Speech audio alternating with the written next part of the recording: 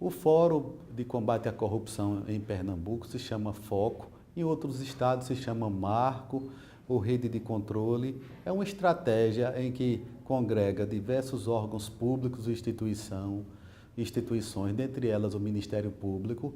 Em Pernambuco ele nasceu em 2008, foi um dos primeiros estados a congregar ou aglutinar os órgãos no sentido de criação do foco e criar esse caminho de estratégia e esse fórum para discutir a corrupção e a forma de combatê-la com maior eficiência. Diversos órgãos têm papel de combate à corrupção, como a sociedade de maneira geral. Dentre eles, o Ministério Público Federal, Estadual, Ministério Público do Trabalho, Polícia Federal, Controladoria Geral da União, Controladoria Geral do Estado, as Secretarias da Fazenda, instituições religiosas, em alguns momentos elas interagem no foco, algumas entidades sociais, mas o foco hoje, pernambucano, ele congrega algo em torno a 30 instituições, dentre elas o Ministério Público de Contas, o Tribunal de Contas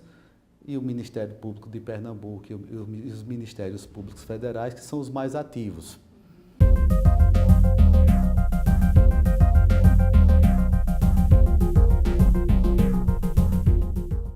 Estrategicamente, nós observamos que todo momento de final de eleição municipal ocorre o desmantelamento das estruturas de atendimento das prefeituras, a demissão em massa de servidores e a ausência de pagamento por parte da prefeitura aos servidores e prestadores de serviço. Isso causa prejuízo à população.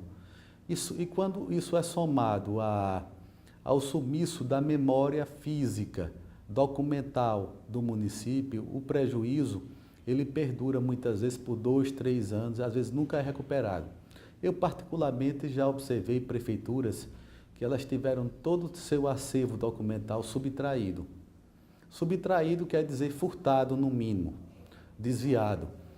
E isso motivou a abertura de procedimentos de investigação, ou seja, inquéritos, mais popularmente falando, ações de busca e apreensão, as medidas cautelares no sentido de tentar recuperar essa documentação. E por conta dessa visão do caos, começamos em 2008, o Ministério Público de Pernambuco, o Ministério Público Federal e o Ministério Público de Contas a articular uma forma de combater de maneira rápida e mais eficaz esse tipo de prática.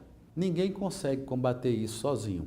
Por exemplo, hoje nós temos uma parceria com o CREMEP, que facilita a comunicação nossa com as entidades médicas, inclusive alertando os órgãos de controle quanto à ocorrência de rescisão de contrato ou de suspensão de contrato dos prestadores de serviços médicos.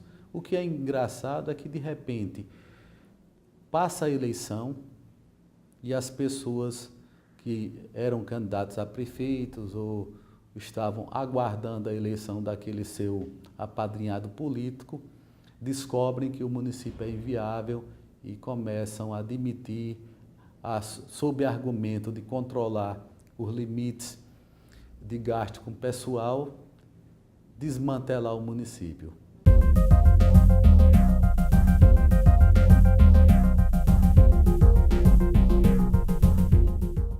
Ele pode procurar o Ministério Público da sua cidade, através do promotor de justiça lá sediado, como também pode se valer dos canais de comunicação eletrônicos, consultando a página do Ministério Público, onde tem ouvidoria, encaminhando para isso as denúncias ou notícias de fato, ou representação, ou dando conhecimento ao Ministério Público do que está havendo.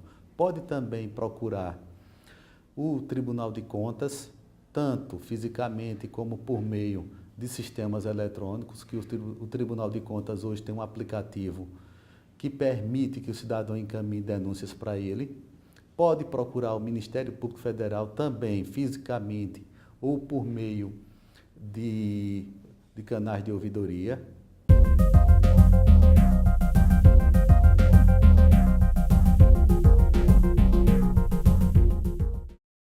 próximo passo será a expedição de recomendações conjuntas aos gestores que vão assumir as prefeituras em 1º de janeiro,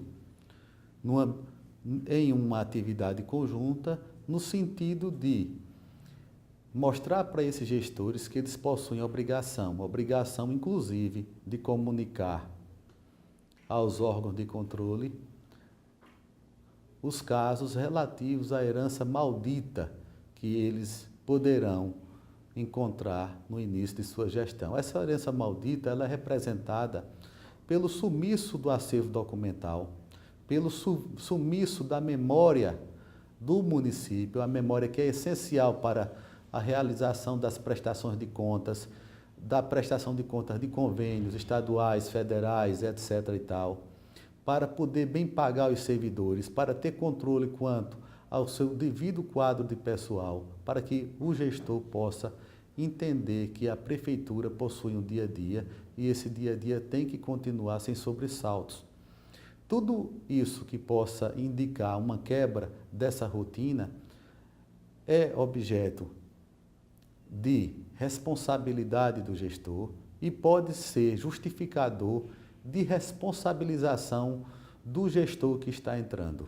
A comissão de transição, que nesse momento se mostra oportuna com os fins das eleições, é uma faculdade que o prefeito eleito ele tem e que, se eu fosse ele, eu utilizaria para notificar o prefeito que está deixando o cargo, informando que ele deseja a formação das comissões de transição para que possa ter acesso a todas as informações do município. Essas informações são essenciais para o bom início de gestão e para o planejamento dos anos vindouros.